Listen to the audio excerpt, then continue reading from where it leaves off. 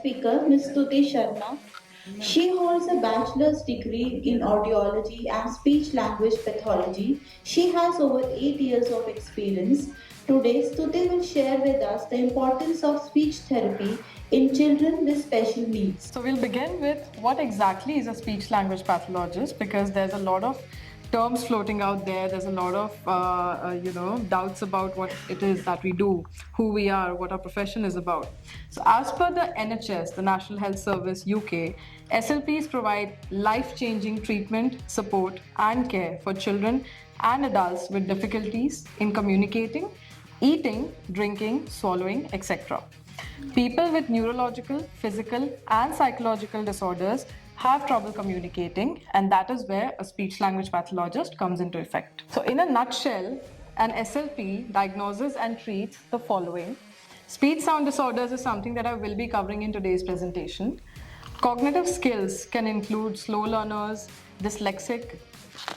Receptive and expressive language skills cover the ability to comprehend.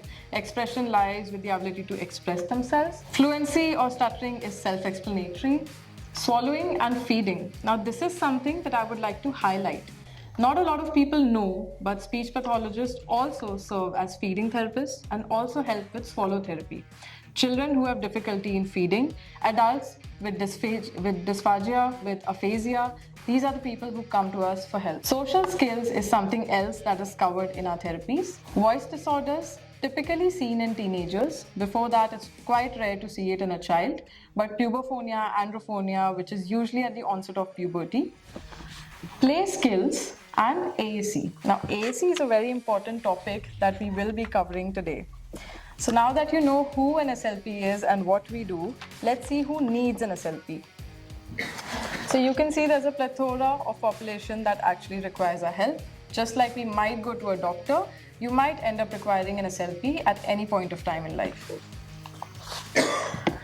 Now coming to today's topic, classroom management and handling children with special education needs. These are the subsets of speech-language communication which are typically seen in a classroom setup. Here I would like to highlight play, behavior, and social skills which are seen to typically develop more in a school environment. Teachers use ideally a top-down approach. When you have a special needs child in your classroom, you might see that, oh, there is a speech sound issue, he's not speaking properly. Is the sentence proper? Is there a grammatical error? Does the vocabulary lag somewhere? But when you go to a therapist, we usually take a bottom-up approach. We might start by seeing, is the attention of the child appropriate enough? Is he listening to what the teacher has to say? Does he have the understanding to follow your simple instructions? That is how the approaches work. But again, like Dr. Monica pointed out in her session, there is no right or wrong way to go about it. So for you to know where exactly the problem lies, you need to know what the problem could be. It's very important as a parent, as an educator, to identify the problem. To identify the problem, of course, we would have to have an idea about the common speech and hearing issues. So we start with articulation. Articulation could be any kind of error when a child speaks. There could be a substitution in sound, there could be a distortion. ल को र बोलते हैं, र को ल बोलते हैं, श को स बोलते हैं. These kind of phonological errors, articulation errors are seen typically in developing children. Then there's stuttering, also known as stammering. It's a fluency disorder. There are breaks, there are pauses, there is repetition of words, sounds, there are anxiety, there are secondary behaviors associated with it. And the next that we see are learning disorders. That's something to be highlighted. There is dyslexia. We've all seen Tare Zameen Par, so I'm sure you know what it is. And I'll elaborate on it later. Well, you have intellectual disabilities as well for slow learners and children with lower IQs. Autism, ADHD are terms that typically float around. When you go to a setup with special education, when you go to teachers, when you go to therapists, parents, autism and ADHD in today's world are the most commonly used terms. But when it comes to speech therapy, there are many, many disorders which go way beyond it. Now we'll come down to hearing disorders. So we'll start with auditory processing disorder. In APD, a child has trouble processing the instruction. So while a mother might come to you and say that, okay, I talk to my child and I say, pick up your shoes, he picks up his shoes. But I keep calling his name, he doesn't respond to my name. There is no response to instructions. There is no ability to follow the instructions properly. That is where your APD comes into effect. Then you have voice disorders and social communication disorders. Moving on, the most important disorder I'd like to highlight today is hearing loss. Hearing loss is a very tricky disorder to highlight, especially in an inclusive setup. To elaborate on this further, let's just watch a video. Until then, let me just give you a gist of it. As you can read in the subtitles, there are two children going to school and one of them wanted to hide her hearing aids. It is quite disheartening to see that a 10-year-old would want to hide her hearing aids. We do not want the kind of society where our children have to learn to hide things like these right from the onset of childhood. It's not required. This is where sensitization comes in. It is very important for us as parents, educators, and as human beings to spread the kind of awareness around, to tell our own children as well that somebody wearing hearing aids is not something to be conscious about, is not something to be curious about. This is something that needs to be normalized in our society. Now I'd like the audience to participate in the next video.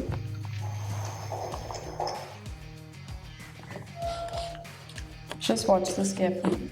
Very good. Right, so Martin Luther King, he said, we have a dream or anything else?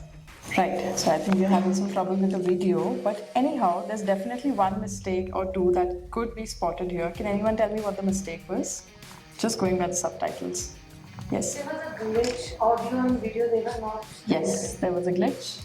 Definitely, you're right. But could you read the subtitles and could you make out what was going wrong in the classroom? Anybody? Okay, I'll just fill you in. What happened is the teacher forgot to put the mic on and there were two students with hearing aids in and it was very difficult for them to understand what the teacher was saying. This is what technically happens in an inclusive setup when you have 30 other children who are normal in their hearing levels, but you have a child with a hearing issue. When you do not put a mic on, it becomes difficult for the child to feel included in the setup. There were two other things going wrong in the video which we couldn't get through to. So another one was auditory feedback. When you wear a mic like the one I'm wearing right now, and if there's my hair going over it, or if I'm talking, if there's a lot of movement, that tends to cause a lot of auditory feedback, which is very uncomfortable for the child. What happens is, all of us have our ear as an oral help to us. When I'm talking to you, even if there's a phone ringing, you will still focus on my voice. But for a child with a hearing aid or a cochlear implant, when you're speaking to them and there are 10 other noises going around in the background, it becomes very difficult for the machine and the child to drown out the ambient noises. That is why, to reduce your background noise, to reduce your auditory feedback, to turn on the mic, these things are very important when you have a child with hearing loss in your setup. Okay, moving on. We were studying last week. Okay, so now you must always remember to repeat and rephrase. Why? Let's just watch another video and I'm hoping this one plays. We've discussed several ways of direct action in the civil rights movement. I want you to get into groups now and think about how effective that actually was. Okay, you've got 5 minutes to do that.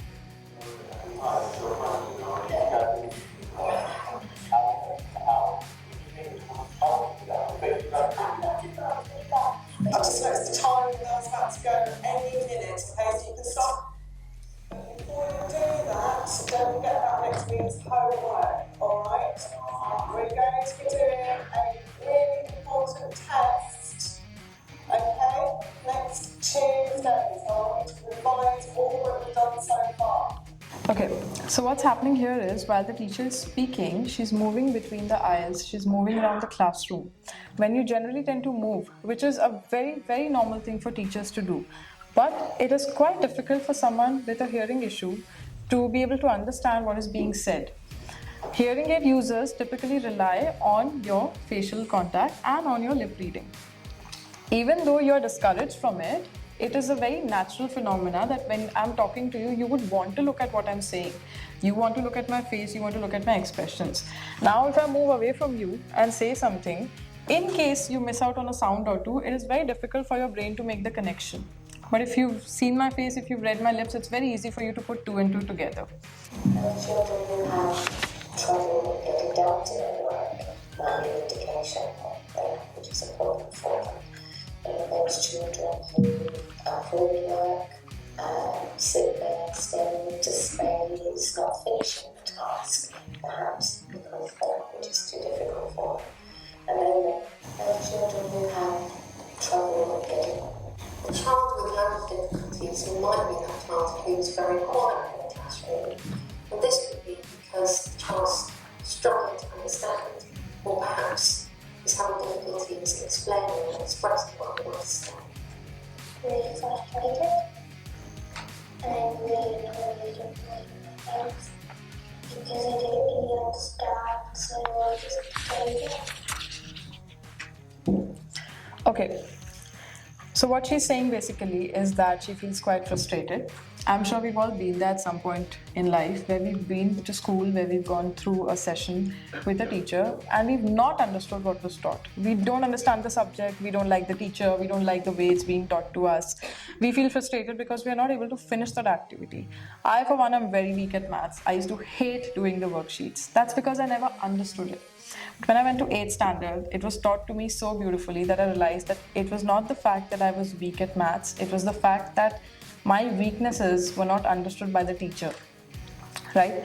Not denying that some of us are weak at some subjects, that's of course another factor to it, but what we do need in such areas is a lot of support through teachers, right? In a classroom setup, dyslexia, dysgraphia, dyscalculia can be quite prevalent. So when you look at dyslexia, when you see children with dyslexia with reading disabilities, when you see someone who has writing issues, someone who has issues with calculating, doing basic maths, that is where a child needs your support. Now that you know there are so many disorders that a child could have, apart from your usual autism and ADHD, when you can identify the disorders, we are going to move on to how to sensitize ourselves to it. The child with language difficulties.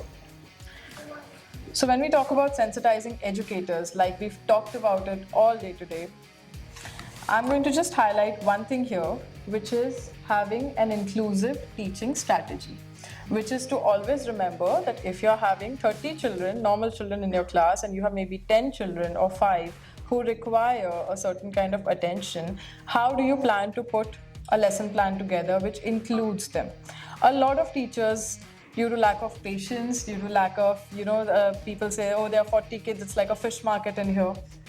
They tend to think that, okay, fine, let's just leave this here, let the other children get together, do some craft, do some work, do an activity, isko debate mein dal do, isko speech mein dal do. But the key here is to include the ones who need to be included. That is how you give them the exposure that they require. Now, when we talk about legal requirements, this is a very, very important aspect as an educator that you must know about. Dr. Jyotsna had already mentioned a few acts. I'd like to mention just one. There's an act called UN Convention on the Rights of Persons with Disabilities, UNCRPD. This act was signed in 2006. It's a long act, but I'm only going to talk about Article 24, which is about education. Article 24 provides that not only children with disabilities should not be discriminated against, but also that they should be able to participate in the general educational system. Now, there are 3 subsets to it, which are very important from a speech aspect. State parties will take appropriate measures, including facilitating the learning of Braille, alternative script, alternative and augmentative modes of communication, facilitating peer support and mentoring. Number 2, ensuring the education of persons who are blind, deaf, or deaf-blind is delivered in the most appropriate language and modes and means of communications in environments which maximize academic and social development. Number 3, state parties shall take appropriate measures to employ professionals to train teachers and staff at all levels of education. Such training shall incorporate disability awareness and use of appropriate alternative and augmentative communication and materials to support persons with disabilities. So, I will come to AAC in a bit, but This is another act which states that, of course, AAC is an important form of communication and must be implemented in an education setup. Sorry, we're not done with this. Then, of course, there's a chance to offer professional development. If any of you want to hone your skills further, if you feel like when it comes to sensitizing yourself, when it comes to expanding your knowledge, you would like to take some courses. There are a lot of courses available online and offline which train you in dealing with children with hearing aids, in dealing with children with cochlear implants, how to handle them in a classroom setup. There are courses available on autism. All of this just to educate yourself. You could also go for a professional course, which is a diploma course, or you could maybe pursue your higher education in that, but that is completely up to you. However, there's always a lot of knowledge available when you seek it. Now, when it comes to sensitizing ourselves, when you go through the whole process, it is very important to celebrate your successes. Let's not forget that it is important to celebrate small wins to keep yourself motivated so that you can keep the class running. After you've sensitized yourself, the next step is sensitizing the classmates.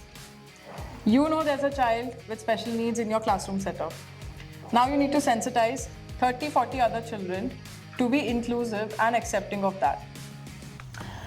So one way to go about it is to use a lot of visuals. That's something that I would personally recommend. Have a lot of charts, have a lot of signboards, have a lot of posters out there talking about it, sensitizing them to the needs of the child. Promote the understanding, and most importantly, encourage a lot of questions. Let the curiosity prevail. If there are children coming to you and asking, what is he wearing? Why is he talking like that? Instead of just snapping or asking them to shut up about it, you talk to them about it. Tell them, this is what the disorder is, this is what the child needs. As parents, talk to your children that, okay, there's a child in your class with hearing loss, there's a child who's not able to walk properly, who's not able to speak properly. This is how you're supposed to include them. Be friends with them, hang out with them, spend time with them, be sensitive to their needs. Model inclusive behavior, as always. Include them in the group activity, wait for them. A lot of children might be slower than the others in terms of tying their shoelaces, in terms of taking the book out of their bag. You can say, okay, take out your English book, chapter 4, page 38. It's very easy for a normal child to follow this instruction and remember this. But someone who is slow in comprehending that or processing it, you need to wait. Make sure that when all the books are out, if there's one child who's struggling, you wait for the child to get there. That's the kind of patience and empathy we need to show. No bullying tolerance. Strictly anti-ragging squads in all colleges are already implemented. Of course, they're there in schools also. But you never know that during interval, there might be children mocking the child who's misarticulating, talking to the child who has a hearing aid, taking off the machine, playing around with it. You need to absolutely have zero tolerance for that. Now we come down to classroom strategies. How many of you have special kids in your classroom setups? Okay. Are you using any of these strategies? Which one? Can we just get a mic too? Majority of these. You're using majority of these. All right. How many children do you have in your class?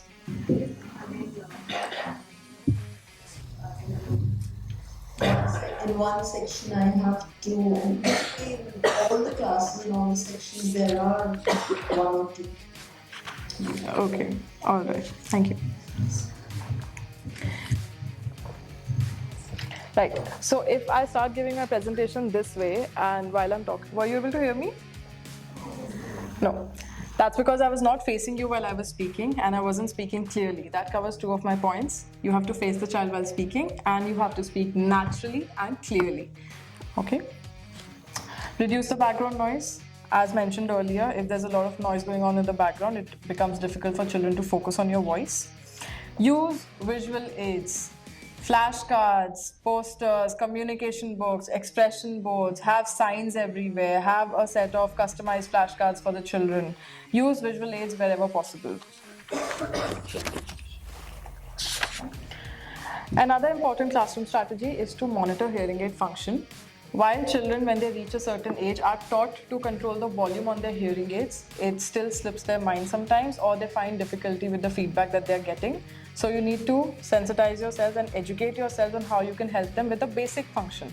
If there is no battery in the hearing aid, if the ear mold is slipping out a little, you need to know how to just put it back. It's a very simple device. You just need to pop it back into the ear. But you need to check whether the child has a completely functioning hearing aid or not. Regular communication with parents is something that is also important. Touch base with them frequently, and speech and language support, of course. Keep in touch with the speech therapist. Go hand in hand with what goals are being taken up in the therapy sessions so that you can combine them. Have similar kind of approaches and also be on the same page as to what is being targeted with the child.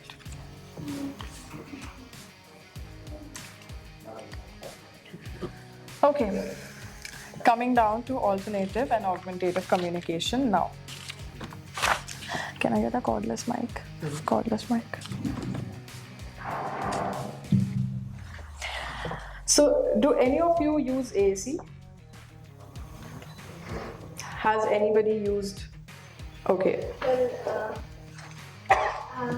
I have created some kind of a AC already, and we have presented a paper on it. His name is Neurological. Okay. What form of AAC is it?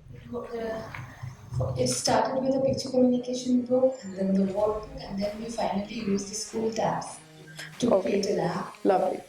Lovely. Thank you. So when we talk about AAC, AAC is nothing but a means to supplement your communication. Now, take a very simple form of greeting. If I say namaste, if I say hello, if I say hi, if I give you a smile, that is all AAC. Because my speech is being supplemented with gestures, with emotional changes on my face, with some form of body language. Maybe I could hold up a card at the airport saying, "Welcome, Mr. Agarwal." Right? Now, these are the basic forms of AAC that we see in our day-to-day lives. There's speech, vocalization, gestures, eye gaze, body language, and paper and pencil. A lot of us in class have written chits to our friends, okay? Because we couldn't talk as the teacher was around. That doesn't mean we have no speech, that just means we are using an alternative form of speech. These are the slightly higher end versions of AAC. They are communication books, communication boards, cards, speaking computers, talking typewriters. All of us have phones which have Hey Siri, Hey Bixby, right? Text-to-speech softwares in them. Now let me just give you a brief about types of AAC. There are two types, aided and unaided. Unaided AAC is where you require no aids. It's your hands, it's your mouth, it's your gestures. Aided AAC has low-tech and high-tech.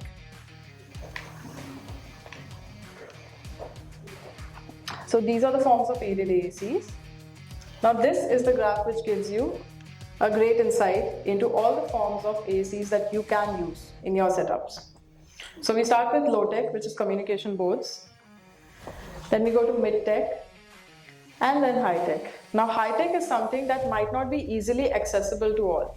Like ma'am just pointed out in the back that there are children from EWS categories who come to you and find it difficult. This is not feasible for them. This won't be feasible for them. You cannot recommend all the parents to go and buy iPads for their children. But this is something that is feasible and easily available to all. So these are some low-cost AAC options.